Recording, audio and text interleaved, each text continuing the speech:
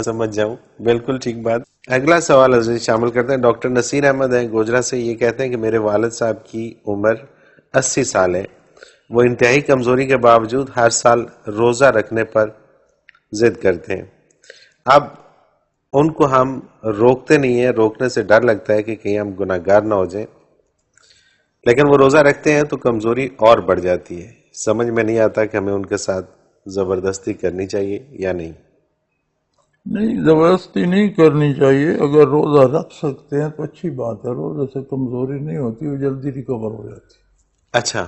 اور قرآن کریم میں ارشاد ہے کہ اگر نہ رکھ سکو تو فدیہ دو. ان تصوموا خیر لکم, اگر رکھ سکو تو روزہ بہرحال بہت بہتر ہے. تو رکھ سکتے ہیں تو رکھتے ہیں نا بھائی. بے شک. جو نہیں رکھ سکتا وہ کیسے رکھے؟ وہ کیسے رکھ سکتے ہیں تو رکھتے ہیں. جب تک رکھ سکتے ہیں بڑی اچھی بات ہے. ٹھیک ہے. جب نہیں رکھ سکیں گے تو فدیہ دے دینا. آپ کو کیا پتا کہ وہ رکھ سکتے ہیں یا نہیں رکھ سکتے. بالکل ٹھیک. یہ تو ان کو پتا ہے. جو روزہ رکھتا ہے اسے پتا ہے کہ میری قوت برداشت کب تک ہے. اگر رکھ سکتے ہیں تو بہت بہتر ہے. صحیح. جب نہیں رکھ سکیں گے فدیہ دے دیں گے. 80 سال عمر ہونا کو, میری 83 سال ہے, پھر 80 سال ہونا کو قید تو نہیں ہے.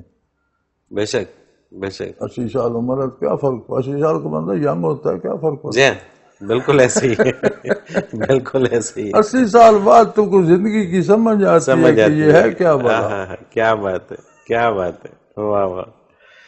صحیح.